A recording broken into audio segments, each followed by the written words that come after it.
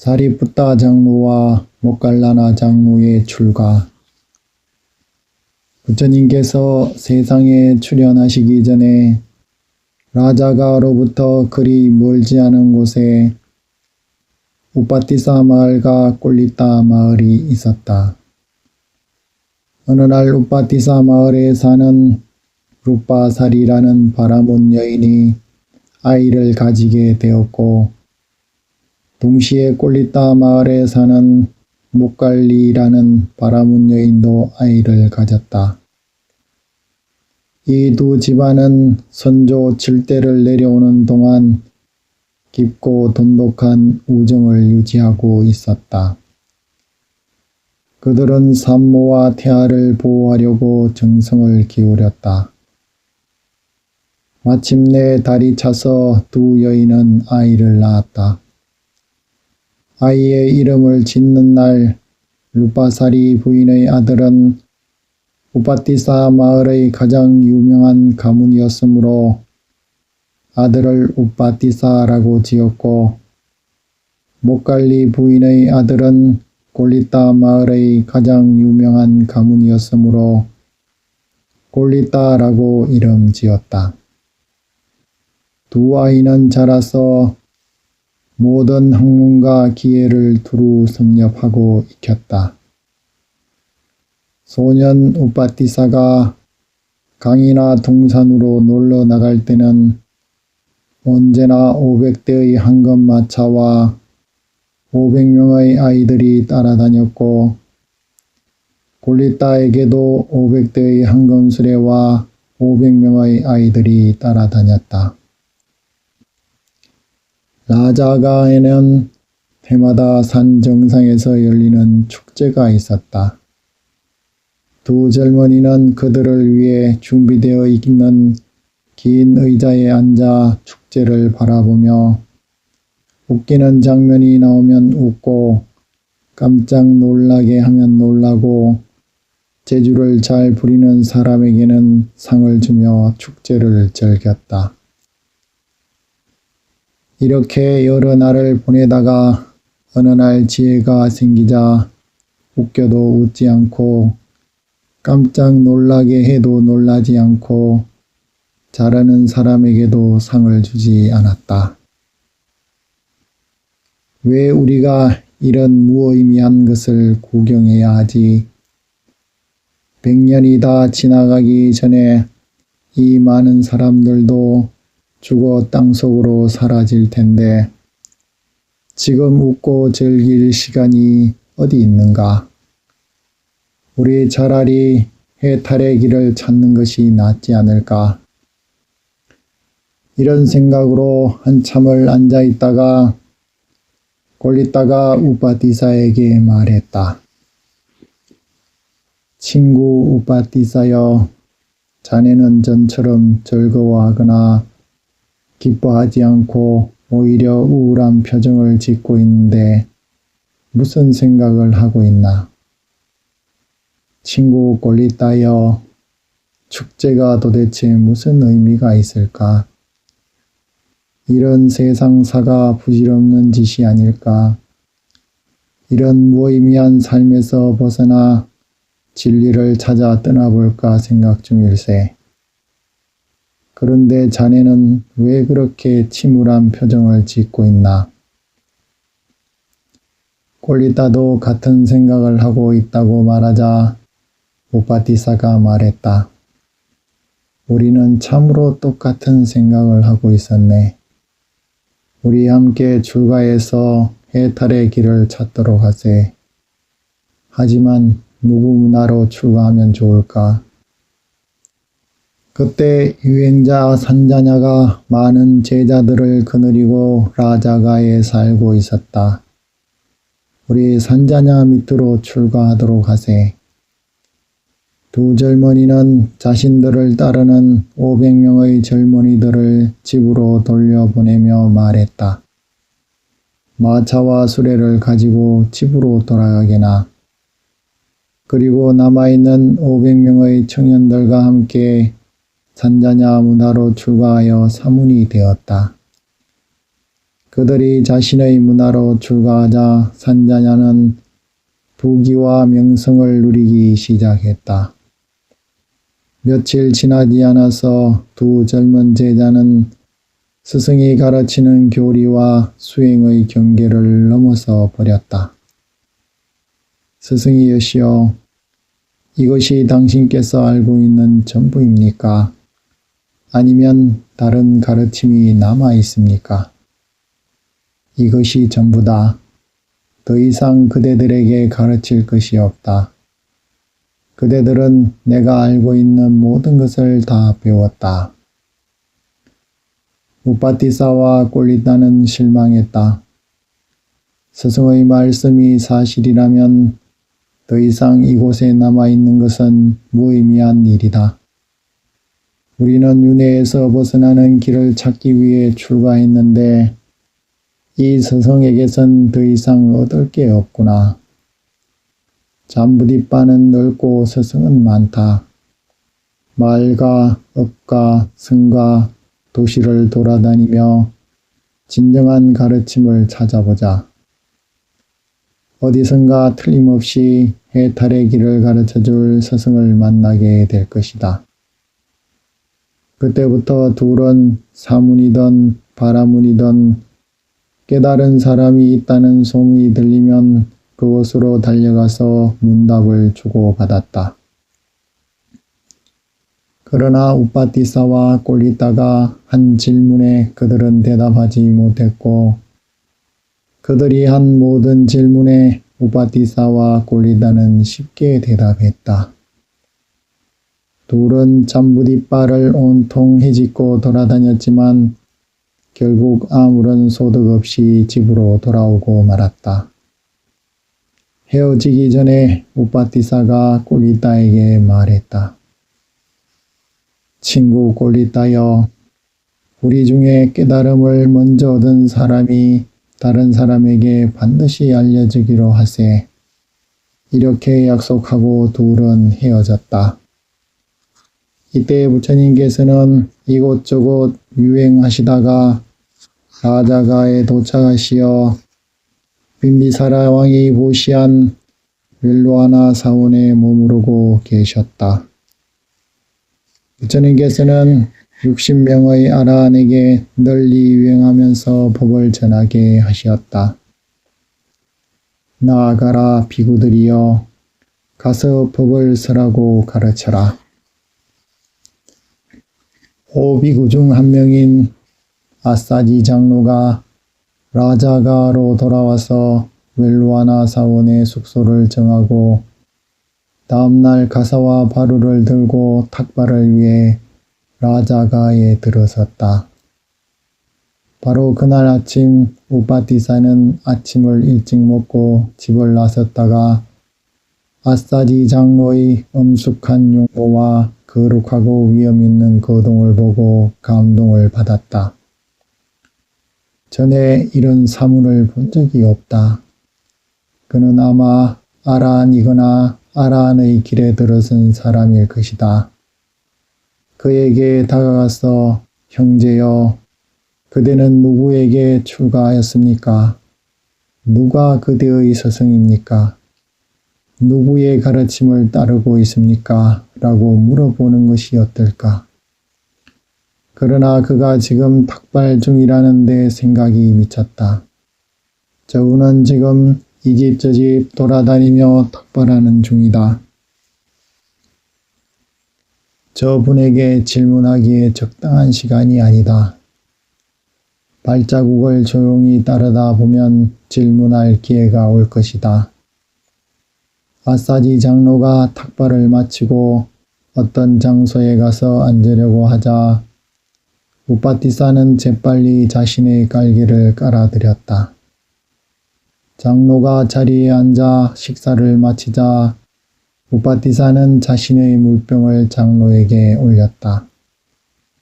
이렇게 제자가 스승에게 하는 의무를 행하고서 그는 식사가 끝난 장로에게 인사를 드리고 나서 물었다.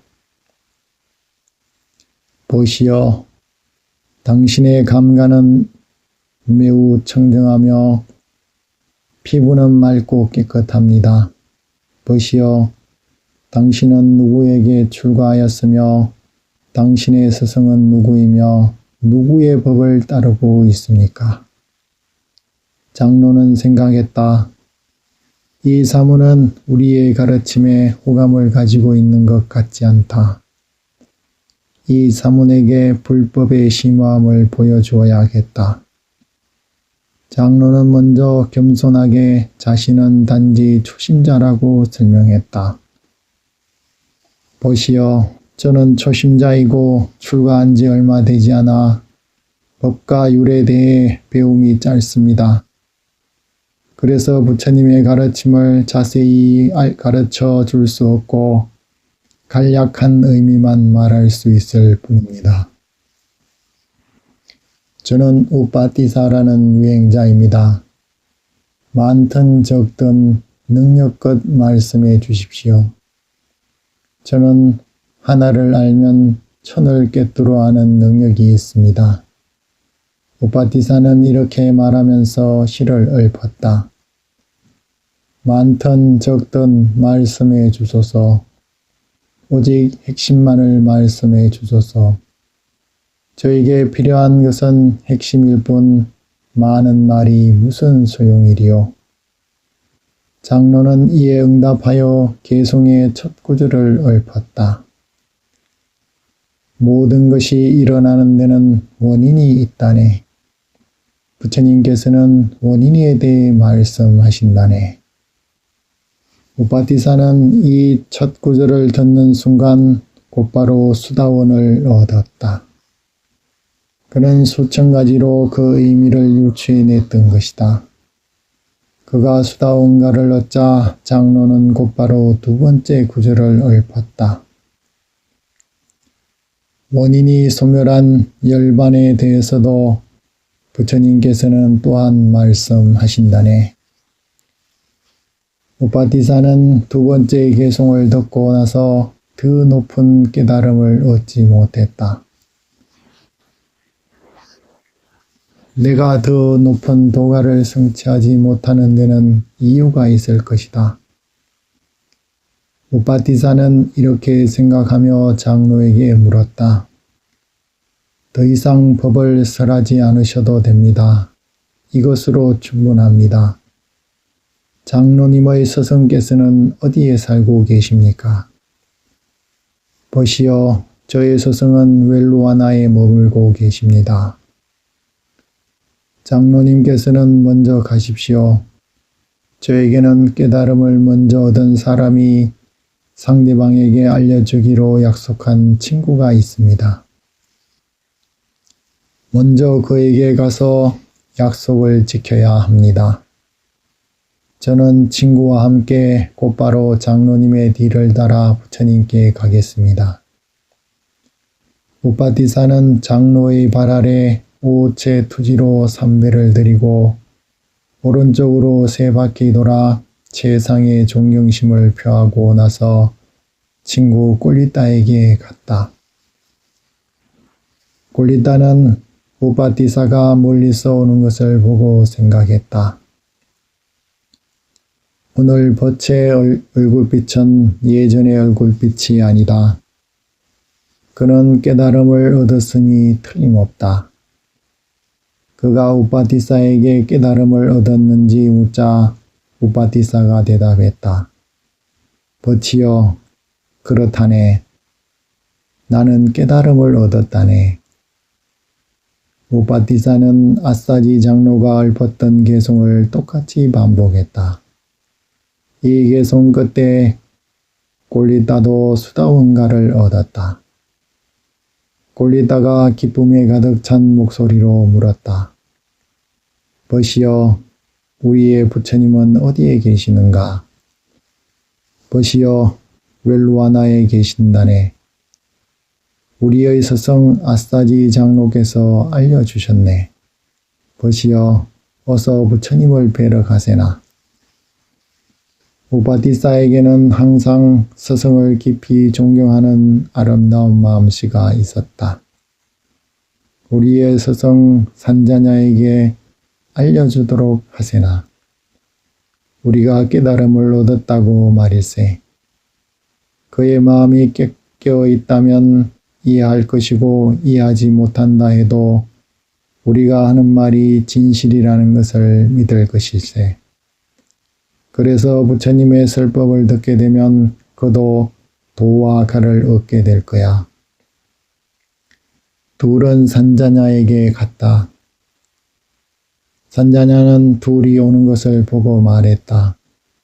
보시오, 불사의 길을 가르치는 사람을 찾았는가? 스승이시여, 그렇습니다. 우리는 그런 분을 찾았습니다. 부처님이 세상에 출현하셨습니다.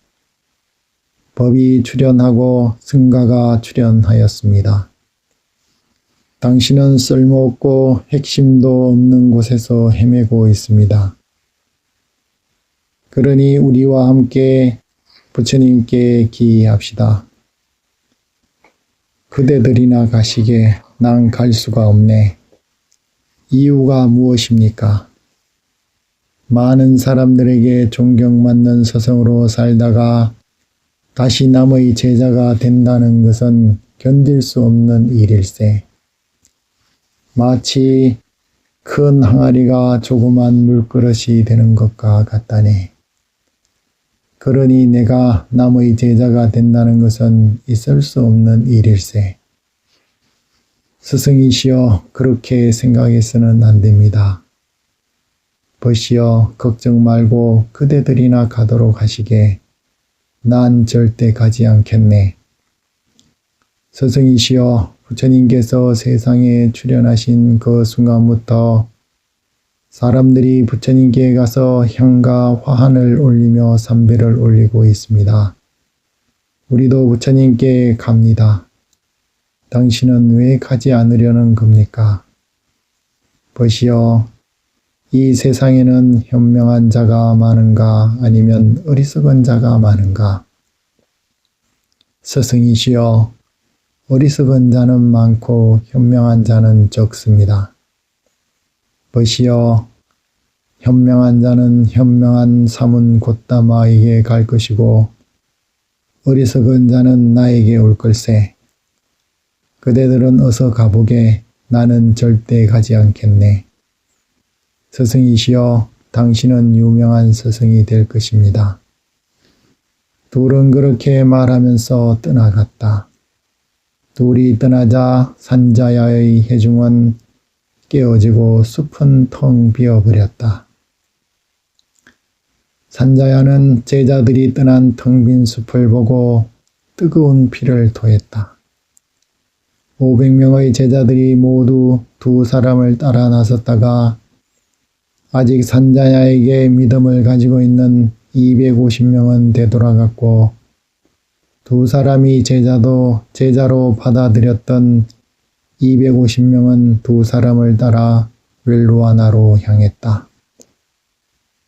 부처님께서 사부대중 가운데 앉아 법문하시다가 두 사람과 250명의 제자들이 멀리서 오는 것을 보시고 말씀하셨다. 비구들이여, 저기 우빠티사와 꼴리따가 오고 있구나. 둘은 나의 상수 제자가 될 것이다. 두 사람은 부처님께 삼배를 드리고 존경하는 마음으로 한쪽에 앉아 부처님께 말씀드렸다. 부처님이시여, 우리는 부처님께 출가해서 비구가 되고 싶습니다. 에히 비구, 오라 비구여. 법은 잘 설해졌느니라. 모든 괴로움을 완전히 끝낼 때까지 성스러운 삶을 살아라. 부처님의 말씀이 끝나자마자 그들은 과거 공덕의 힘으로 가사와 바루가 저절로 갖추어지고 마치 60안글을 지낸 장로처럼 되었다. 부처님께서는 두 사람의 제자들에게 근기에 따라 높은 단계로 이끄는 가르침을 설하셨다. 그래서 두 상수 제자를 제외하고 모두 아라한이 되었다. 두 상수 제자는 세 가지 높은 단계를 성취하지 못했다. 그 이유가 무엇인가? 두 상수 제자가 갖추어야 할 지혜는 다른 아라한에 비해서 훨씬 더 심오하기 때문이다. 마하모칼라라 장로는 마가다의 깔라왈라 마을 근처에 머물며 수행하고 있었다. 비구가 된 지 7일째 되던 날 장로는 가부좌를 털고 앉아 고개를 끄덕이며 졸고 있었다. 부처님께서는 그가 혼침에 빠져 있는 것을 천안으로 보시고 찾아와 혼침을 극복하는 법을 설하셨다. 그가 혼침에서 벗어나자 부처님께서는 느낌을 관찰하여 집착을 여의고 가래를 소멸시키는 가르침을 설하셨다. 그는 부처님의 법문을 듣고 상수 제자의 완벽한 지혜를 갖춘 아라한이 되었다. 사리푸타 장로는 승가에 들어온 지 보름이 되었을 때 라자가 근처에 있는 수카라카타 동굴에 머물고 있었다. 그때 부처님께서 장로의 조카인 유행자 디가나카에게 외다나 삐리까라 경을 설하시는 것을 듣고 상수제자의 완벽한 지혜를 갖춘 아라한이 되었다. 분명 사리푸타 장로는 지혜가 뛰어난 사람이다. 그런데 상수제자의 지혜를 갖춘 아라한이 되는데 왜 모칼라나 종자보다 일주일이나 더 늦었는가? 먼 길을 가려면 더 많은 준비가 필요한 법이다. 이것은 왕의 행차와 비교해 볼 수 있다. 왕이 행차를 할 때는 코끼리 등에 화려한 안장을 얹어야 하는 등 여러 가지 준비를 해야 한다. 반면에 거지가 길을 떠날 때는 어디를 가든지 거적을 돌돌 말아 등에 지고 바로 떠나면 된다.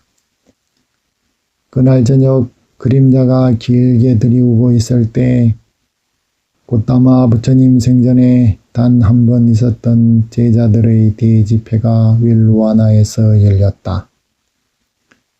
부처님께서는 모인 대중들 앞에서 두 사람을 상수 제자에 임명하시고 최초의 우보사타를 거행하셨다.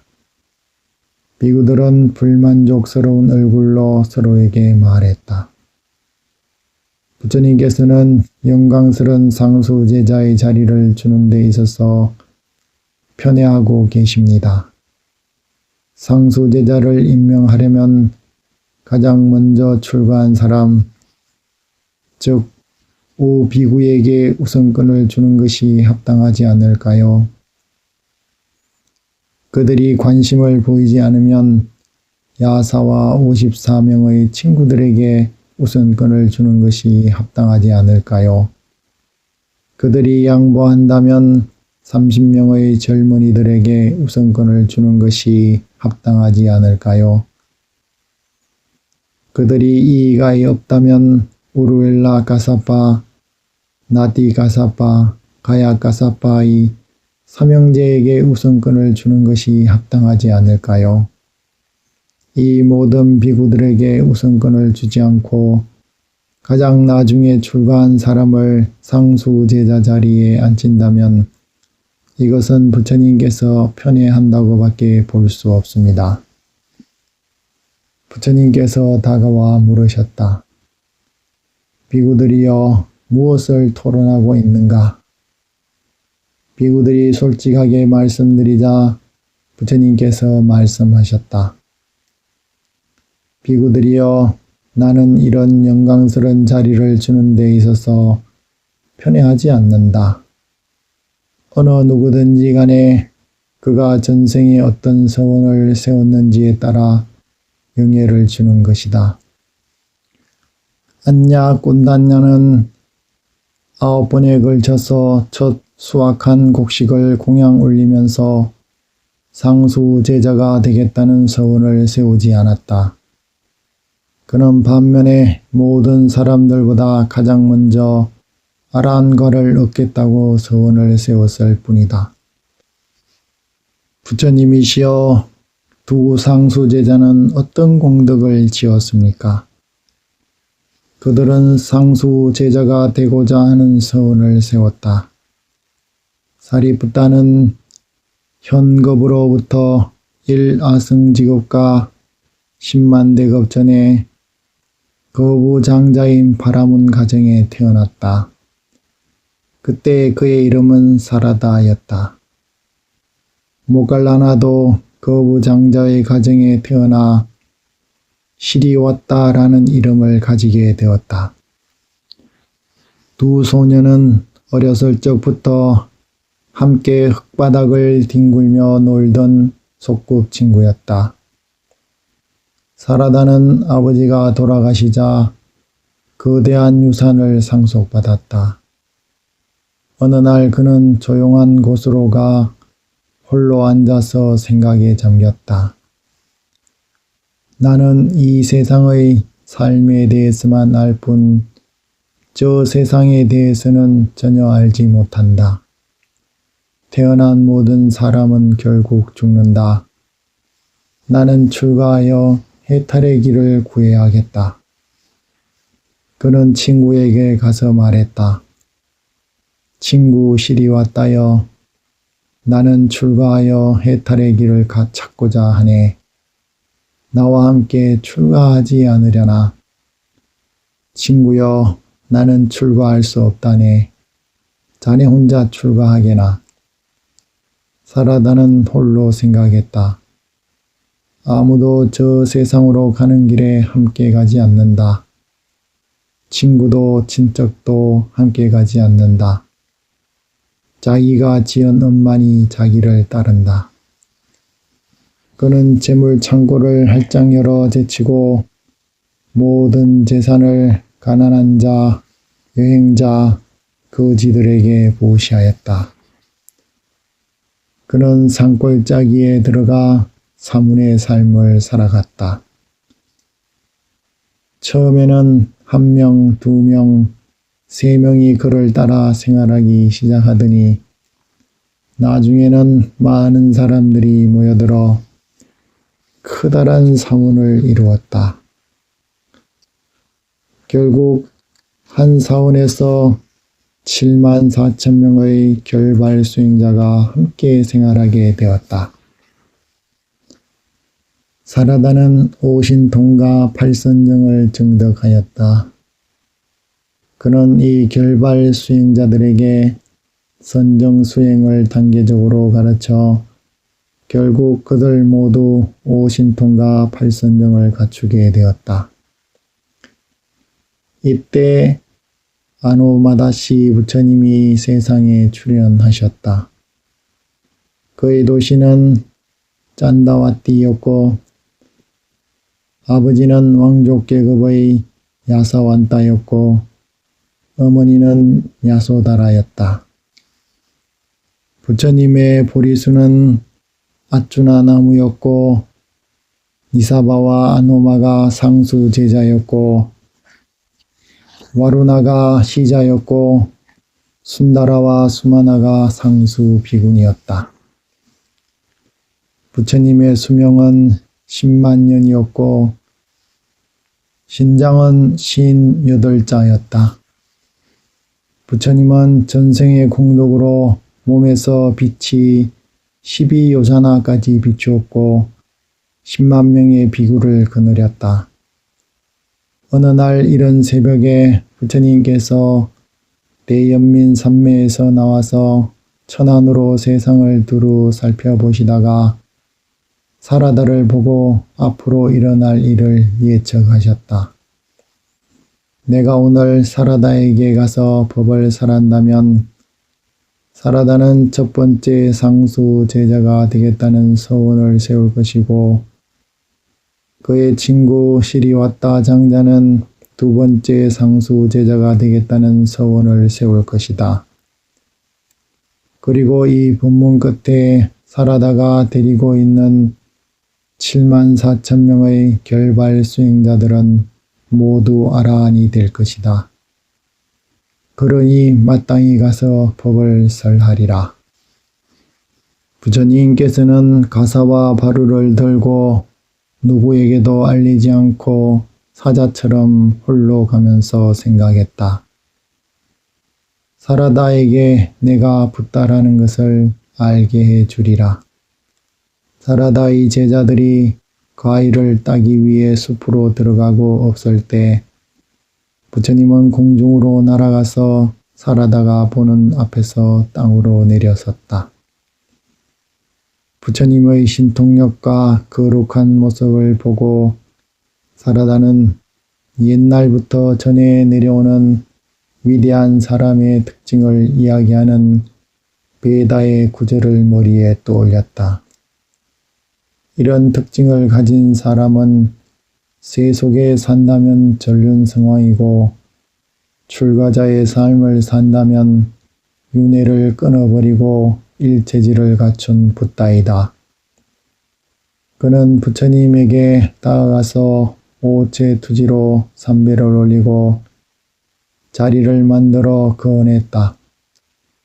부처님께서 준비된 자리에 앉으시자 사라다는 한쪽에 공손하게 앉았다. 그때 과일을 따러 숲에 들어갔던 결발 수행자들이 달콤하고 맛있는 과일을 많이 따가지고 스승에게 돌아왔다. 그들은 앉아 계신 부처님과 스승을 보고 말했다. 스승이시여, 저희들은 이 세상에 스승보다 뛰어난 사람은 없다고 생각했는데 여기 이분은 스승보다 뛰어나 보입니다.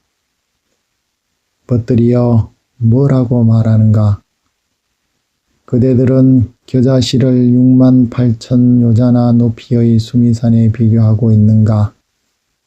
감히 일체지를 갖추신 부처님에게 비교할 수 있겠는가? 제자들은 놀라움을 감추지 못했다. 이분이 평범한 사람이라면 우리의 스승이 이렇게까지 비유하지 않을 것이다. 이분은 진정 위대한 분임이 틀림없다. 그들은 이렇게 생각하면서 부처님 발 아래 엎드려 삼배를 드렸다. 사라다가 제자들에게 말했다. 벗들이여, 우리는 부처님께 공양 올린 적이 없었네. 부처님께서는 마침 우리가 탁발을 나갈 시간에 오셨으니 우리의 능력껏 공양 올리도록 하세. 그대들이 따온 과일 중에서 가장 좋은 것을 골라 가져오시게.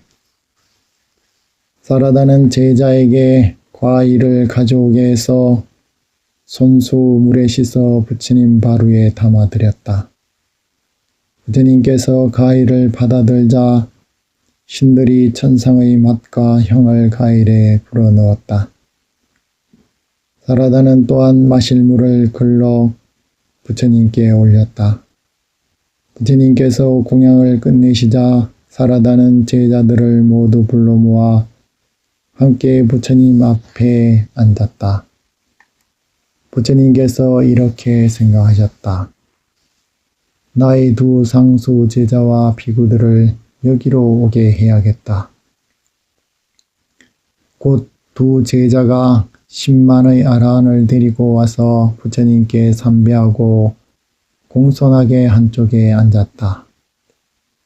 사라다가 자기 제자들에게 말했다. 벗들이여, 부처님께서 앉아 계신 자리가 높지가 않네. 스님들의 자리도 아직 마련되지 않았네. 오늘 우리는 부처님께 최대한의 예를 올려야 한다네. 산에 가서 아름답고 향기로운 꽃을 꺾어 오게나. 실제로 걸리는 시간보다 설명하는 데 시간이 더 많이 걸리는 법이다. 신통력을 가진 사람이 할 수 있는 힘은 상상할 수 없다. 이때가 바로 그런 경우였다. 그들은 순식간에 아름답고 향기로운 꽃을 꺾어와 커다란 꽃방석을 만들어 부처님께 드리고 상수 제자들에게 중간 크기의 꽃방석을 만들어 드렸다. 그리고 나머지 비구들에게는 작은 꽃방석을 만들어 드리고 사미들에게는 더 작은 꽃방석을 만들어 주었다. 숲속 사원에서 어떻게 커다란 꽃방석을 만들 수 있는지 의심하지 말라. 이것은 신통의 힘으로 가능한 일이다. 자리가 마련되자 사라다는 부처님 앞에 서서 공손히 합장하고 말씀드렸다. 부처님이시여, 오래도록 저희들의 번영과 행복을 위해서 이 꽃방석에 앉으소서. 그는 여러 가지 꽃과 향기로 꽃방석을 준비하고 이렇게 노래했다. 부처님이시여, 여기 당신에게 알맞은 자리가 마련되었습니다. 이 꽃방석에 앉으시어 저희들의 마음을 흡족하게 해 주소서. 7일 낮과 7일 밤을 꽃방석에 앉으시어 저희들의 마음을 채워주시고 천신과 인간들을 기쁘게 해 주소서. 부처님께서 자리에 앉으시자 두 상수 제자와 나머지 스님들도 자리에 앉았다. 사라다가 부처님 머리 위로 커다란 꽃 일산을 들이오자 부처님께서 말씀하셨다. 결발 수행자들이 나에게 지은 공덕으로 훌륭한 복덕을 받을지어다. 부처님은 곧바로 멸진정에 들어가셨다. 부처님께서 멸진정에 들어가시자 두 상수 제자와 다른 제자들도 따라서 멸진정에 들어갔다. 부처님께서는 일주일 동안 멸진정의 기쁨을 즐기면서 앉아 계셨다. 음식을 구할 시간이면 사라다의 제자들은 숲속으로 들어가서 야생과일을 따먹고 나머지 시간에는 부처님 앞에서 공손히 합장하고 서 있었다.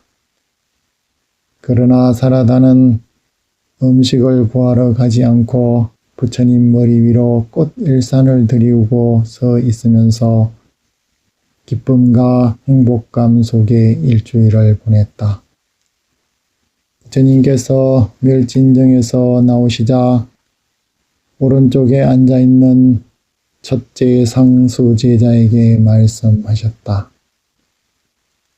니사바여, 꽃방석을 만들어 올린 사문들에게 보시공덕에 대해 법문하거라. 미사바 장로는 마치 전륜성왕에게서 직접 영예로운 큰 상을 받은 용맹한 전사처럼 상수 제자의 완벽한 지혜를 드러내어 꽃방석을 올린 공덕에 대해 법문했다. 법문이 끝나자 부처님은 두 번째 상수 제자에게 말씀하셨다.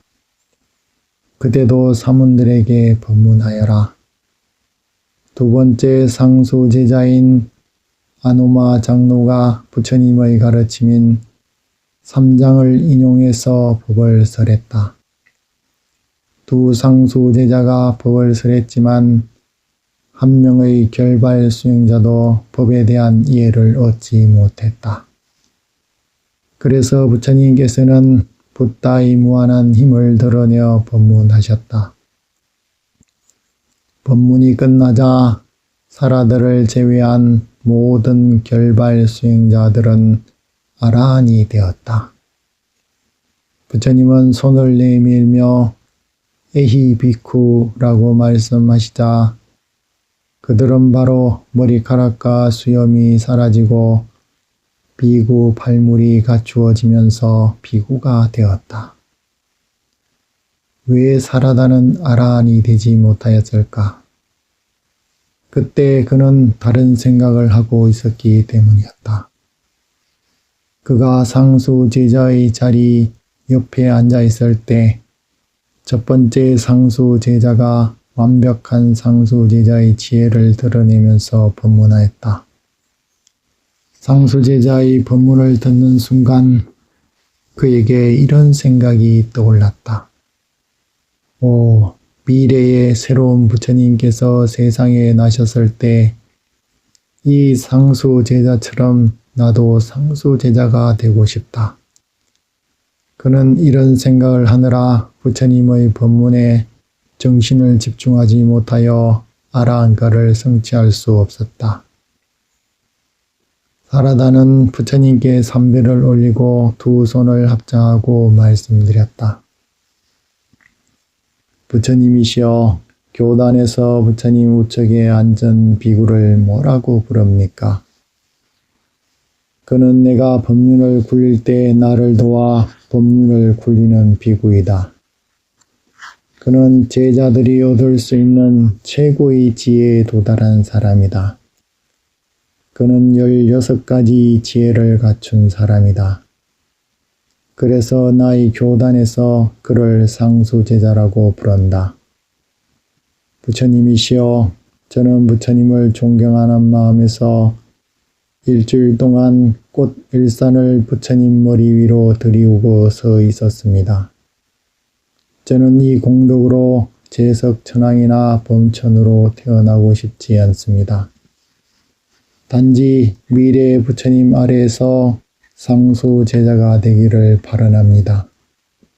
마치 지금의 니사바 상수 제자처럼 말입니다.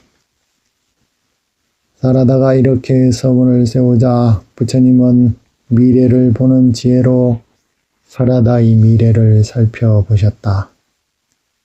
그의 서원이 이루어질까?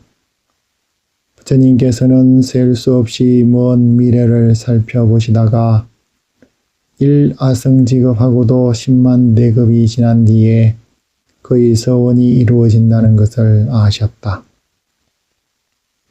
그대의 서원은 이루어지리라. 1아성직업과 10만 대급이 지나 고타마 부처님이 세상에 출현하실 것이다. 어머니는 마하마냐이고 아버지는 수타다나 왕이고 아들은 라훌라이고 시자는 아난다이고 두 번째 상수 제자는 목갈라나일 것이다. 이때 그대는 지혜 제일인 첫 번째 상수 제자가 될 것이고 그때 그대의 이름은 사리푸타가 될 것이다. 부처님께서는 이렇게 사라다에게 수의를 내리고 법문하신 다음 비구들과 함께 공중으로 날아올라 떠나가셨다. 사라다는 시리와타의 집으로 달려갔다. 시리와타가 친구를 보자 환한 웃음을 지으며 말했다. 오랫동안 멀리 떠나있던 친구가 드디어 돌아왔구나. 그는 친구에게 자리를 권하고 자신은 낮은 자리에 앉아 물었다. 존자님, 어째서 제자들과 시자들은 보이지 않습니까? 보시오. 아노마다시 부처님이 나의 수용소에 왔었고 우리는 부처님께 최대한의 존경을 표했습니다. 부처님께서는 법을 설하셨고 법문 끝에 나를 제외한 모두가 아라한이 되어 승가에 들어갔습니다. 그때 나는 부처님의 첫 번째 상수 제자인 니사바 장로를 보고 미래에 출현하실 고타마 부처님의 상수 제자가 되기로 서원을 세웠습니다. 그대는 두 번째 상수 제자가 되기로 서원을 세우지 않으시렵니까? 그러나 존자님, 저는 부처님을 잘 알지 못합니다.